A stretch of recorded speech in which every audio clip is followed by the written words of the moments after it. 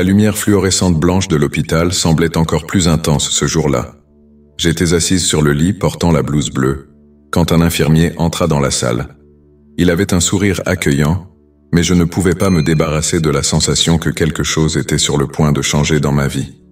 Je le regardais et lui demandais, essayant de briser la glace, « Cette opération, est-elle vraiment nécessaire ou jouons-nous simplement au dé avec ma santé ?»« C'est une opération de routine, Yara. Vous serez de retour chez vous dans peu de temps, et bientôt vous ferez ce que vous aimez. » répondit-il tout en vérifiant les notes sur sa planche. Sa confiance ne me calmait pas. J'étais une journaliste sceptique, toujours à la recherche de la vérité derrière les apparences, et maintenant, me voilà, sur le point de subir une procédure que je ne comprenais pas complètement. Si ce n'était pas juste une opération de routine, et si c'était quelque chose de plus? Les questions se multipliaient dans mon esprit, mais je les repoussais, essayant de me concentrer. Un moment semblait dissiper mon agitation. « Vous allez raconter une histoire sur ce qui s'est passé ici, n'est-ce pas ?» dis-je en clignant de l'œil au docteur Clara. « J'espère juste que cela ne concernera pas des fantômes ou des êtres d'un autre monde. Maintenant, je vais vous donner un peu d'anesthésie. Vous allez vous sentir bien détendu. » La dernière chose dont je me souviens avant d'être plongé dans l'obscurité fut l'odeur de l'oxygène mélangée à celle légèrement chimique de l'anesthésie. Je ne savais pas que j'étais sur le point de franchir un seuil qui changerait ma vie pour toujours. À la place, je me vis flotter dans un tunnel immaculé, entouré par une lumière blanche douce et accueillante. C'était comme si la lumière avait sa propre vie, pulsant doucement en harmonie avec ma respiration. Je regardais autour de moi, essayant de comprendre où j'étais, mais ce qui m'étonna le plus fut la présence de tant de personnes, des figures humaines que je ne reconnaissais pas. Elles étaient là mais ne semblaient pas remarquer ma présence. Le désespoir commença à s'infiltrer dans mon cœur. « Pourquoi ne me voit-il pas? Je suis ici !» criai-je, ma voix résonnant, mais la réponse était un silence assourdissant. La sensation d'être invisible était angoissante, comme si j'étais piégé dans une pièce pleine de gens, mais personne ne pouvait m'entendre ou me voir. Que se passait-il?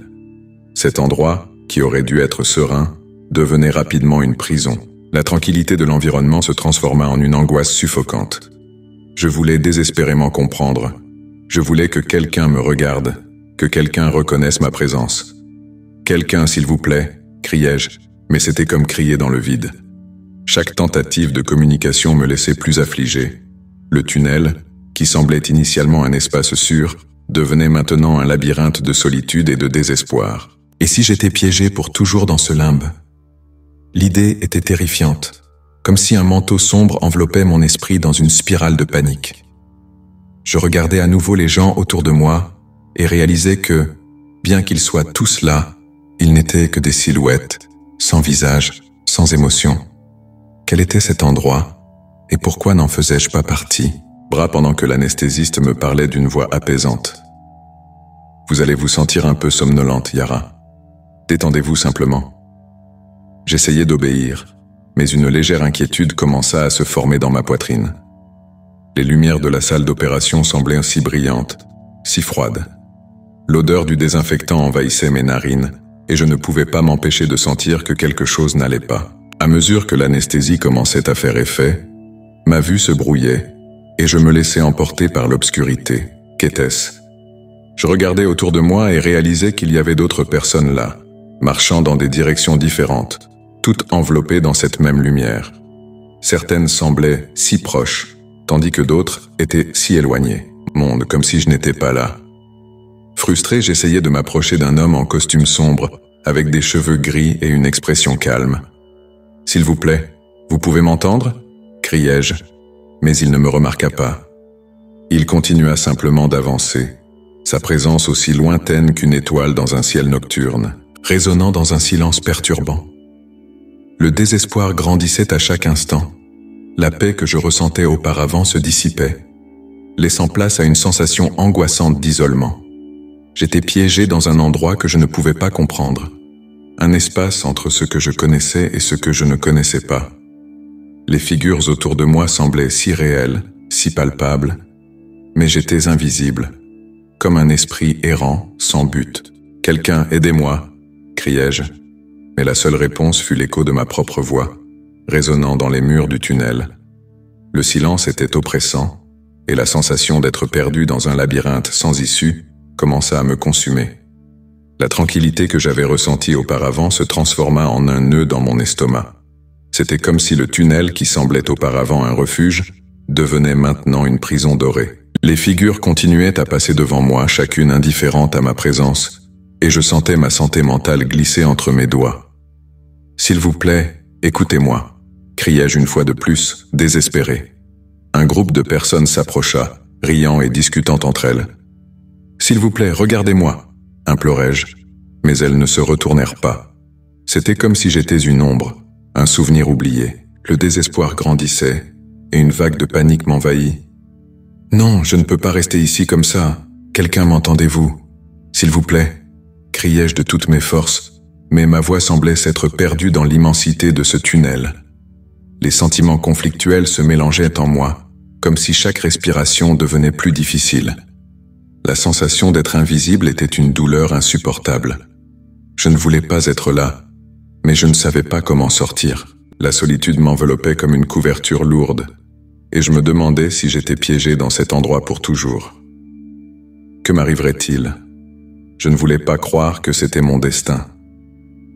Serrant les poings, je sentais des larmes couler sur mon visage, bien que je ne sache pas si c'était des larmes de désespoir ou d'une profonde tristesse d'être si loin de tout ce que j'aimais, contredisait la situation dans laquelle je me trouvais. À chaque pas que je faisais, j'essayais de me souvenir du dernier moment conscient, de la table d'opération, des voix des médecins discutant de quelque chose que je ne pouvais pas saisir. Mais maintenant tout cela semblait distant comme un souvenir d'un rêve qui s'évanouissait rapidement.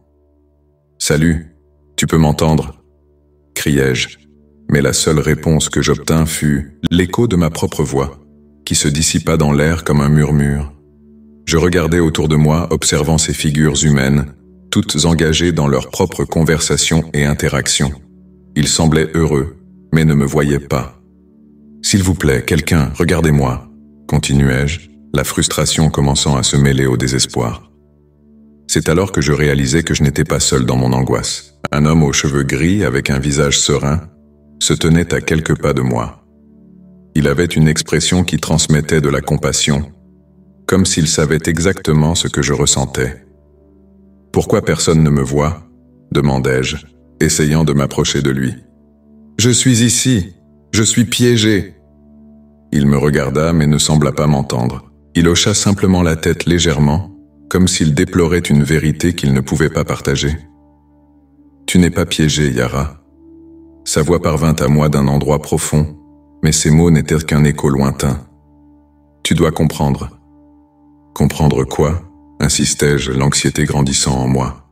« Ce n'est pas juste, je n'appartiens pas ici. » À chaque phrase, le désespoir grandissait et la tranquillité du tunnel commençait à sembler une illusion. C'était comme si j'étais dans un rêve qui se transformait en cauchemar. Avec la sensation que le temps s'étirait, je regardais les visages autour de moi. Des personnes que je ne connaissais pas mais qui semblaient aussi réelles que moi. « S'il vous plaît !» criai-je à nouveau, en insistant sur le mot. Mais leur conversation continuait, imperturbable. « Quelqu'un m'aide !» À cet instant, je me sentis comme un esprit errant parmi les vivants, invisible et sans but. La paix que je ressentais auparavant semblait maintenant une ironie cruelle. « Cela ne peut pas être tout ce qui existe » murmurai-je pour moi-même, la voix étouffée par la frustration. Le tunnel, qui était autrefois un espace de sérénité, s'était transformé en une prison silencieuse. L'homme aux cheveux gris s'éloigna lentement, et j'essayais de le suivre. « Attends !» criai-je, mais il disparut dans la foule. Dans un désespoir désespéré, je commençais à courir, à pousser des gens qui ne pouvaient pas me voir. « Je suis Yara, je suis journaliste, je dois revenir !» Mais les mots semblaient se perdre dans l'air, sans écho, sans réponse. La sensation d'être piégé augmentait à chaque instant. Le tunnel, qui était autrefois un espace accueillant, semblait maintenant un labyrinthe sans issue. « Pourquoi personne ne m'entend ?» me demandai-je, la solitude s'étendant dans mon être. « Quelqu'un, s'il vous plaît, écoutez-moi. » Je me rappelais des histoires que j'avais toujours racontées, des gens qui parlèrent de leurs expériences de mort imminente. Est-ce que tous ces récits n'étaient que des illusions? Mais me voilà, dans un espace qui défiait toutes les explications logiques. « Ce n'est pas juste !» criai-je, la voix résonnant comme une lamentation. Je voulais juste comprendre. Et au sommet de ce désespoir, une vague de chaleur m'enveloppa. C'était comme si la lumière même du tunnel essayait de me consoler. « Chiara, tu n'es pas seule. » Une voix douce murmura en moi, et quelque chose en moi commença à se calmer, même si je ne comprenais pas pourquoi. « Mais je suis ici !» criai-je encore une fois, mais cette fois, il y avait une légèreté dans ma voix. La lumière commença à pulser comme si elle répondait à mon appel, et à cet instant je réalisais que la vérité n'était peut-être pas seulement de se faire voir ou entendre. C'était d'accepter sa propre expérience, même si je n'avais pas toutes les réponses. La sensation d'être en train de flotter dans le tunnel blanc était à la fois réconfortante et étrange. Une lumière douce enveloppait chaque partie de moi, comme si j'étais embrassé par une énergie pure et accueillante. Cependant, cette sensation de paix devenait vite oppressante, car les figures humaines autour de moi semblaient immergées dans leur propre réalité, complètement indifférentes à ma présence. « Hé, bonjour !» je criais, la voix résonnant de manière vide et sans réponse. Je voyais des visages, certains connus, d'autres complètement étrangers. Une femme aux cheveux gris et au regard lointain passa à côté de moi. J'essayais d'étendre la main, mais elle continua simplement son chemin comme si j'étais une ombre. « S'il vous plaît, vous pouvez m'entendre ?» Ma voix devenait de plus en plus désespérée, mais le silence continuait à m'engloutir. Les figures étaient dans un état de tranquillité, conversant dans des murmures que je ne pouvais pas comprendre. Un homme en costume sombre était devant moi, regardant vers quelque chose que je ne pouvais pas voir. « Tu ne peux pas me laisser ici !»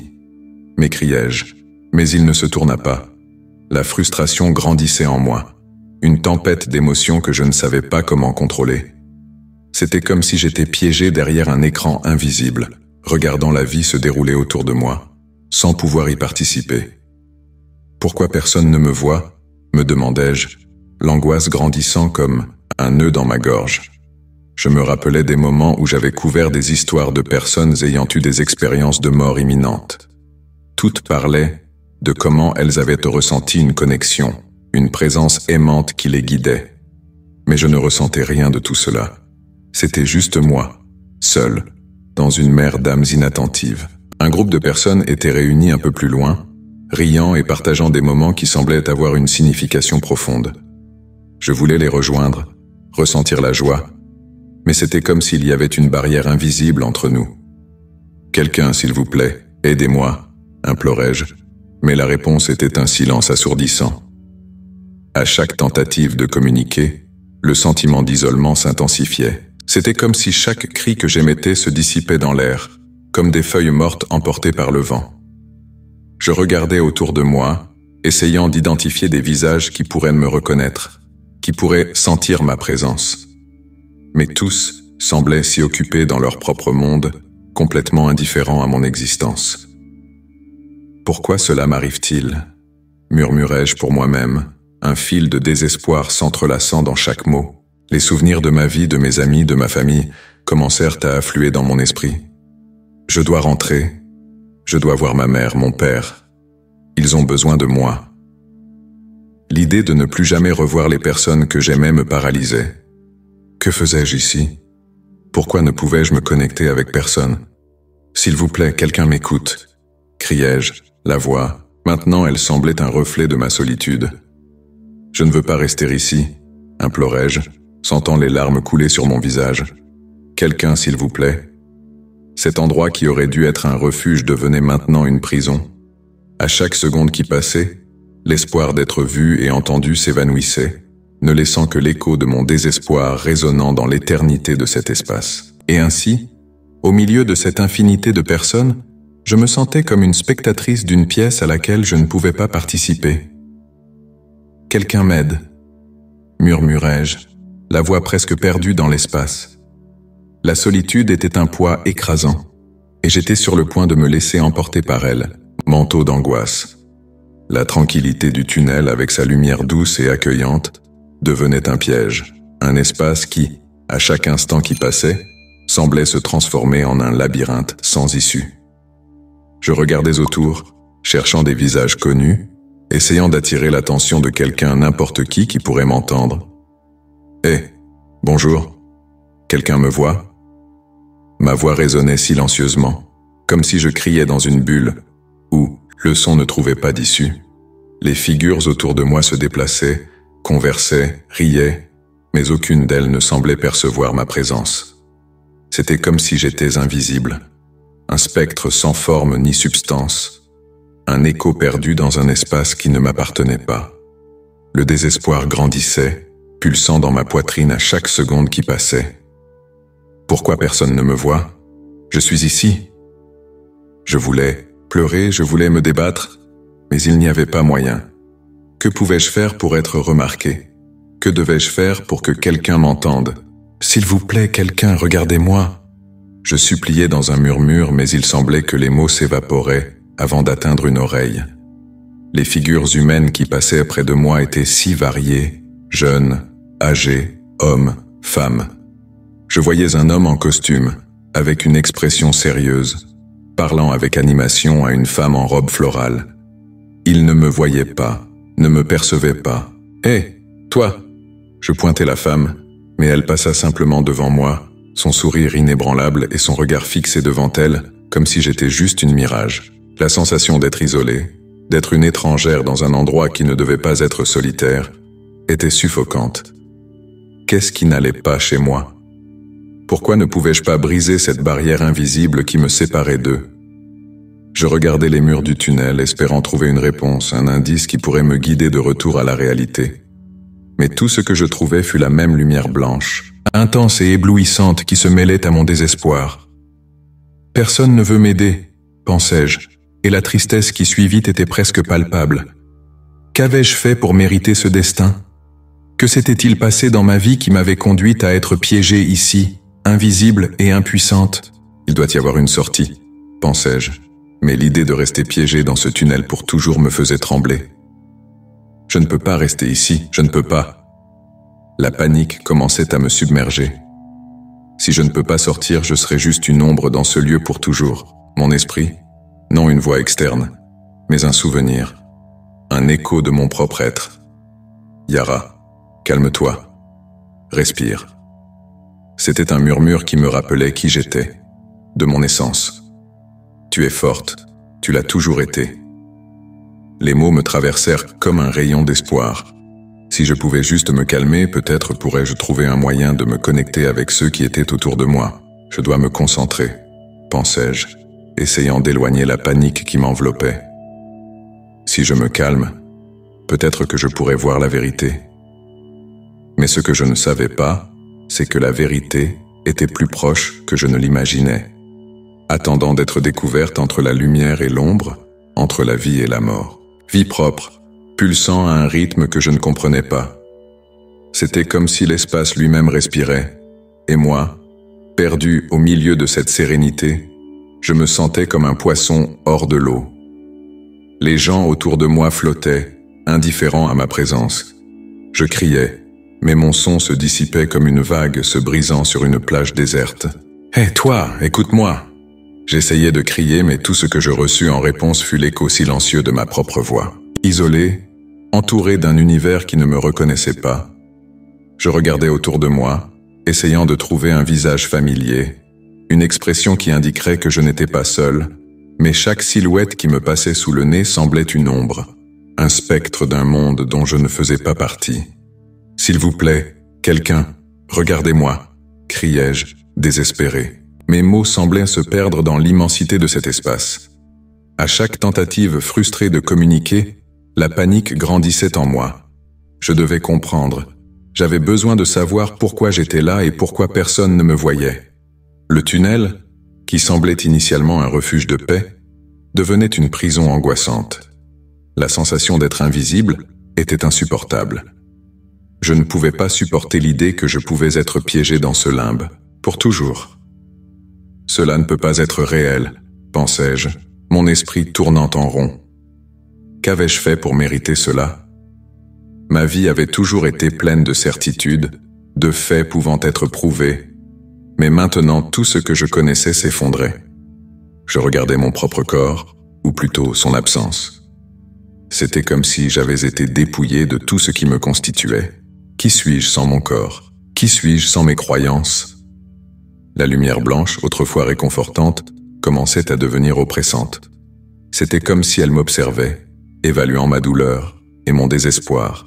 « Tu ne peux pas rester ici », murmura une voix douce mais ferme, qui semblait venir de tous les côtés et de nulle part en même temps. « Tu dois retrouver ton chemin. »« Retourner ? Où ?» demandai-je, la frustration débordant dans ma voix. « Je ne suis pas prête, je ne veux pas partir. » Mais au fond, une partie de moi savait que ce que je vivais n'était pas la vie. C'était un état d'attente, une suspension entre ce que je connaissais et l'inconnu. Et même en luttant contre cette vérité, une vague de compréhension commença à se former en moi. Peut-être que c'est une leçon, pensais-je. Peut-être que je dois apprendre à relâcher les rênes du contrôle que j'ai toujours eu. Mais l'idée d'accepter cette nouvelle réalité était effrayante. Comment puis-je accepter cela ? Comment puis-je accepter que je sois invisible ? Le tunnel commença à pulser avec plus d'intensité, comme s'il répondait à mon agonie. Chaque battement semblait résonner en moi, écho de ma confusion et de ma peur. « Pourquoi ne me vois-tu pas ?» implorai-je, regardant une femme qui passait. Elle portait une robe blanche et avait un regard distant, comme si elle était ailleurs, loin de moi. « S'il te plaît, regarde-moi !» Mais elle ne m'entendit pas. J'étais juste un autre esprit perdu dans une mer d'âme, et la solitude était écrasante. « Yara !» chuchota une voix à nouveau, plus claire cette fois-ci. « Tu dois te retrouver. »« Comment ? Comment puis-je me retrouver ici ?» criai-je, l'impuissance m'engloutissant. La lumière autour de moi continuait de briller, mais maintenant il y avait autre chose. Il y avait une promesse, un espoir que peut-être, quelque part, je pourrais être vu à nouveau. L'obscurité qui m'enveloppait commençait lentement à se dissiper.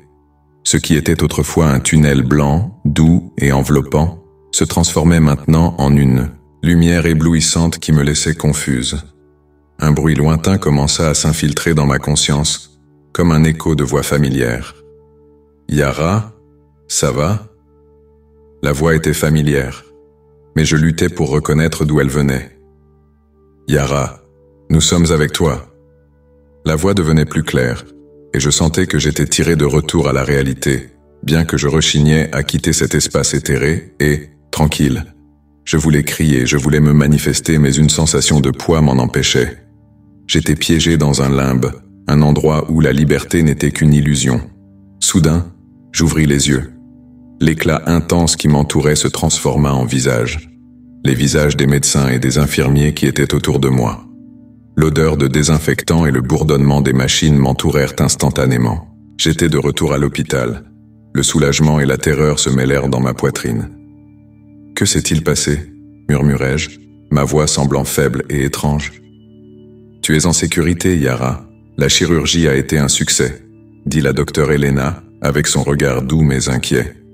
Elle toucha ma main avec délicatesse, comme si elle craignait que je puisse disparaître à nouveau. Nous étions très inquiets pour toi pendant l'anesthésie. J'étais dans un endroit, dis-je, essayant d'organiser mes pensées. L'image du tunnel, des personnes invisibles, était encore fraîche dans mon esprit. Il y avait un tunnel, et des gens. Personne ne me voyait. Les mots sortirent précipitamment, et je sentis un nœud se former dans ma gorge. Rien de tout cela n'est réel, répondit un infirmier, avec un sourire nerveux, mais je pouvais voir l'inquiétude dans son regard.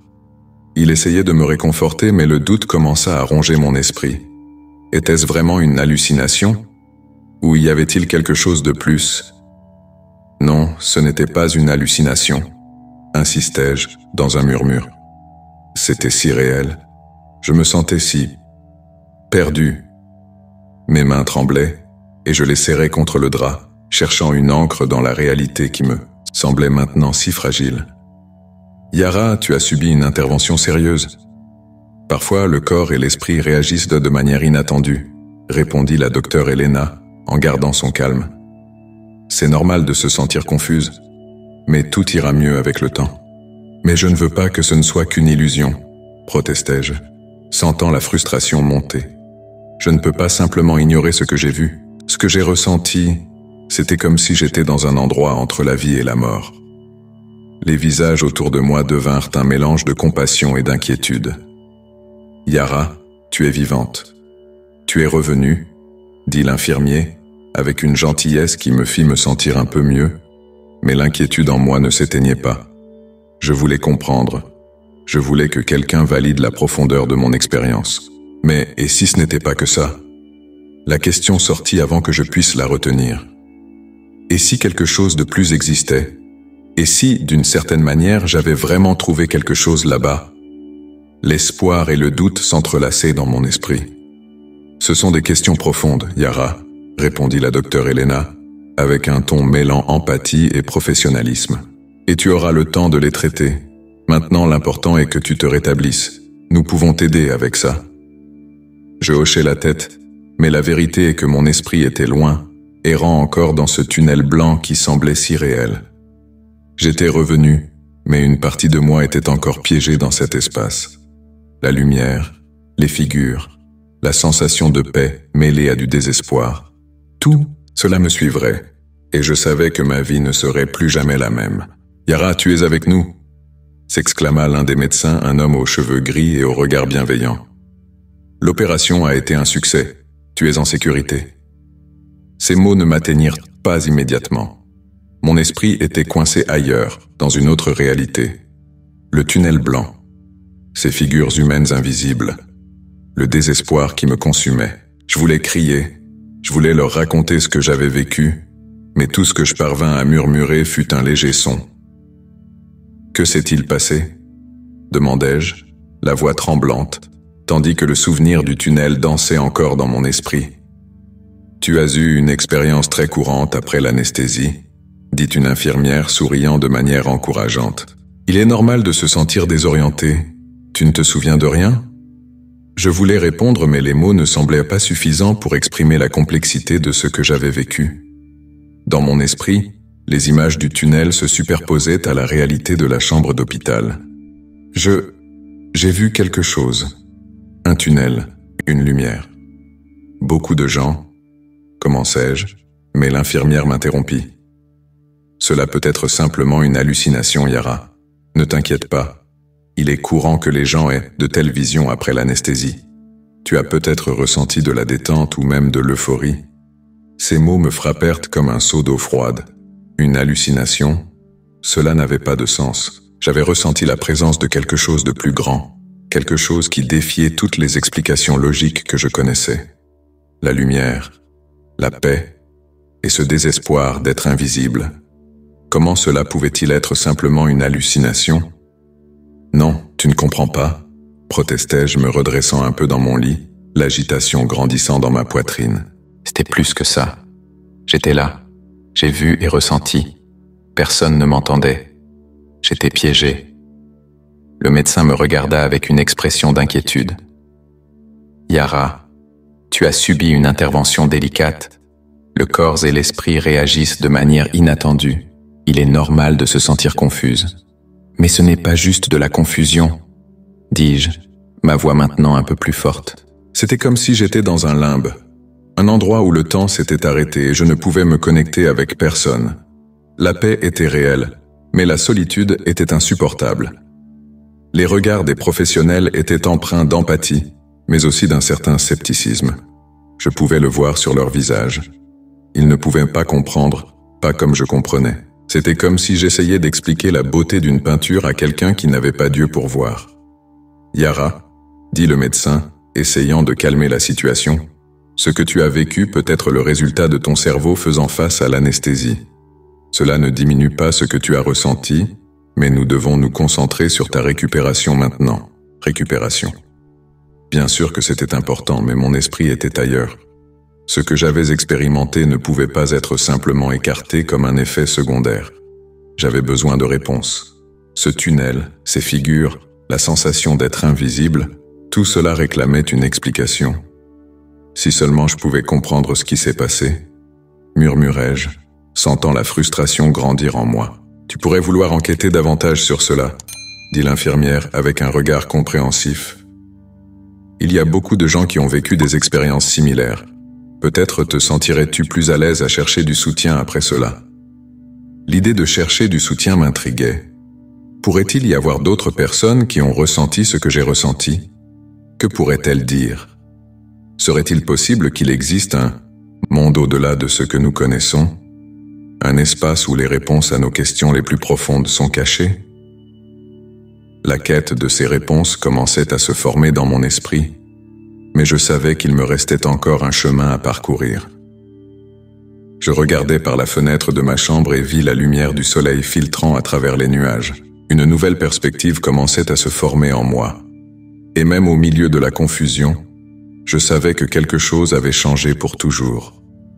Je me suis réveillé à l'hôpital, avec la lumière blanche du plafond réfléchissant dans mes yeux, mais l'éclat qui me captivait n'était pas celui-là. C'était celui du tunnel. L'image de ces figures humaines, toutes ignorant ma présence, était encore fraîche dans mon esprit. Je me sentais comme une étrangère dans mon propre corps, comme si la réalité que je connaissais avait été déconstruite en un clin d'œil. « Yara, tu es réveillée ?» La voix de l'infirmière me ramena à la réalité, et je vis son visage inquiet, mais je ne parvenais pas à me connecter avec la réalité qui m'entourait. Qu'est-ce que j'avais vécu? Que signifiait cela? « Oui, je suis ici », répondis-je, mais mon esprit était distant. Ce que je voulais vraiment savoir, c'était si cette expérience dans le tunnel était un type de message, une vérité cachée qui devait être révélée. Au fil des jours, la douleur physique de l'opération s'estompa, mais l'angoisse émotionnelle demeurait. Je me tenais dans un coin de ma chambre, les murs blancs semblant m'étouffer. Mes recherches sur les expériences de mort imminente, EMI, commençaient à s'accumuler sur ma table. Je n'étais plus la sceptique qui méprisait ces récits comme de simples illusions. Maintenant, j'étais une femme en quête de réponses. « Yara, tu dois te rétablir », dit mon ami Lucas, l'un des rares qui avait été informé de mon expérience. Il s'assit à mes côtés, son regard plein de préoccupation. « Tu penses encore à cette chose qui s'est produite ?»« C'est plus que ça, Lucas, » dis-je, regardant par la fenêtre. « Je ne peux pas simplement ignorer. J'ai vu un tunnel, et il y avait des gens là. Personne ne me voyait. C'était comme si j'étais un spectateur dans une scène qui ne m'appartenait pas. Pourquoi cela m'est-il arrivé? Peut-être que ce n'était qu'une hallucination, suggéra-t-il hésitant. Je pouvais voir qu'il essayait d'être gentil, mais son regard en disait plus. Il ne comprenait pas. L'anesthésie peut faire cela aux gens. Non, ce n'était pas juste ça, insista-je, ressentant la frustration grandir. Il y avait une paix dans cet endroit, mais aussi un profond désespoir. Je ne peux pas simplement écarter cela comme une illusion. Je me suis sentie vivante d'une manière que je n'avais jamais ressentie auparavant. Que se passe-t-il après la mort? Ce que j'ai vécu était réel, Lucas. Il soupira et regarda le sol. Alors, que vas-tu faire à ce sujet? C'était la grande question. Que ferais-je? Je ne pouvais pas revenir à être la même journaliste sceptique que j'étais avant. Cette Yara était morte au moment où j'entrais dans ce tunnel. Je dois enquêter, répondis-je déterminé. Je vais interviewer des personnes qui ont vécu des expériences similaires. Je veux découvrir la vérité derrière ce que j'ai vécu. Détermination émergeait de l'intérieur de moi. Je ne peux pas ignorer ce que j'ai vu. Quelque chose en moi a changé et j'ai besoin de comprendre. Je ne peux pas continuer à vivre dans le doute. S'il y a quelque chose au-delà de la vie, je veux le savoir. Pendant que nous parlions, je réalisais que ma quête n'était pas seulement pour des réponses, mais aussi pour un nouveau but. Je voulais comprendre la fragilité de la vie et les possibilités de ce qui vient après. Cette expérience m'avait transformé à tel point que, même si je n'avais pas toutes les réponses, je savais que je devais avancer. « Alors, je suis avec toi », dit finalement Lucas. « Si tu as besoin de quelqu'un pour enquêter à tes côtés, je serai là. » Je ressentis une chaleur dans ma poitrine. Son amitié était un pilier au milieu du tourbillon d'émotions. « Merci, Lucas. Cela signifie beaucoup pour moi, » répondis-je, souriant pour la première fois depuis que je m'étais réveillé. L'avenir était incertain, mais le chemin qui s'ouvrait devant moi semblait prometteur et plein de possibilités. La quête de la vérité commençait, et j'étais prête à l'affronter, peu importe ce que je trouverais. Lorsque je me remis de l'opération, une avalanche de questions envahit mon esprit.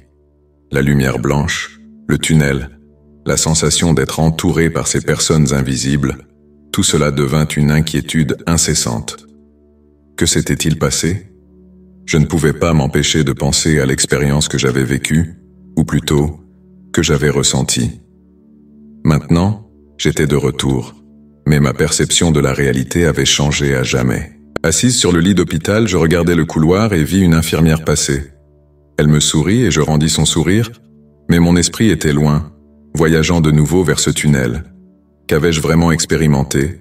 « Yara, ça va ?» demanda l'infirmière, interrompant mes pensées.